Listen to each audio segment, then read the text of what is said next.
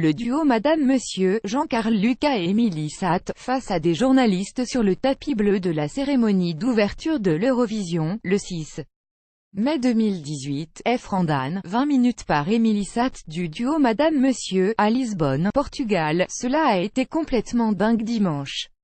On a commencé par aller faire notre deuxième répétition officielle à l'Altis Arena, où se déroulait l'Eurovision. C'était plus rapide que la première, on est allé directement sur scène, sans avoir besoin de faire de réglages. Des éléments ont été changés dans notre tableau par rapport à la première fois.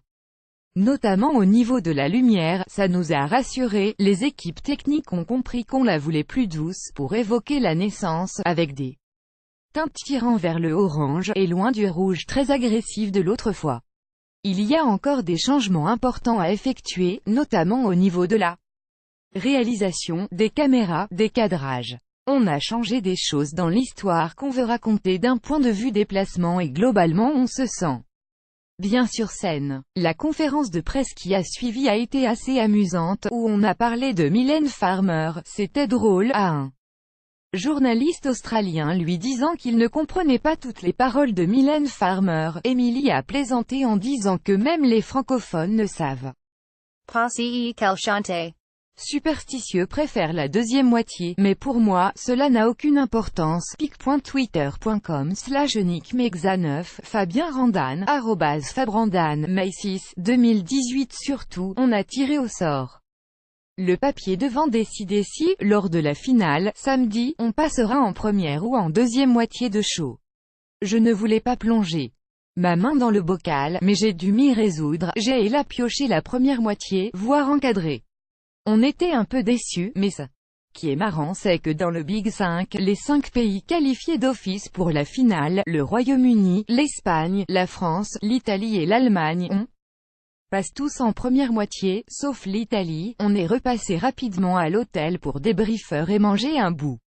On a eu très peu de temps pour se préparer pour le tapis rouge, qui pour l'occasion était bleu, donc tout le monde parle de Blue Carpet, et marque l'ouverture officielle de cette édition de l'Eurovision. Avec Anne, ma maquilleuse, on a speedé pour essayer de se donner une fière allure et on a filé au musée d'art, d'architecture et de technologie où se déroulait la cérémonie. On y a retrouvé plein de copains d'autres pays. Beaucoup de demandes d'interview pour Madame Monsieur.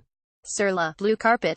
Vécu sur place. Fans et médias étaient positionnés tout du long. Eduardo Grassi, le chef de la délégation française, nous avait dit, si on n'est pas très attendu, on passera 20 minutes sur le Blue Carpet, mais si on est très attendu, on y passera 1 heure ou 1h20, et en fait, on a passé presque 3 heures dessus.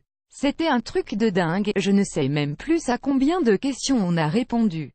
C'était super intense. Et j'ai été bien heureuse d'avoir choisi de mettre des sneakers plutôt que des talons hauts, alors que j'avais hésité. On a fini la soirée par le cocktail en mangeant plein de spécialités locales avec les délégations. Seconde répétition à l'Altis Arena. La scénographie avance, on prend nos marques, on ajuste, on réinvente. Éprouvant et excitant. Direction le Red Carpet, finalement bleu, presque 3 heures de questions-réponses avec la presse du monde entier. Concentré, fatigué, émerveillé. Carte pic.twitter.com/sa7kcgiri2, Madame Monsieur, Madame Monsieur, May 7, 2018. Une partie de notre délégation est partie s'amuser à l'Euroclub, une boîte de nuit éphémère ouverte place du commerce le temps de la semaine Eurovision. L'autre partie est restée peinarde au bar de l'hôtel pour siroter un gin tonic. Plus tranquillement. Plus grand que lire aussi, le duo Madame Monsieur, surpris par l'organisation quasi-militaire de l'Eurovision. Plus grand que lire aussi, à l'Eurovision, Madame Monsieur a besoin d'échanger avec ceux qui vivent la même chose. À l'Eurovision, il est de coutume de dire qu'il vaut mieux passer dans la deuxième partie du show que dans la première pour avoir le plus de chances de gagner. Une affirmation définie par plusieurs gagnants récents, dont Salvador Sobral, l'an passé, qui a chanté dans la première moitié de la finale.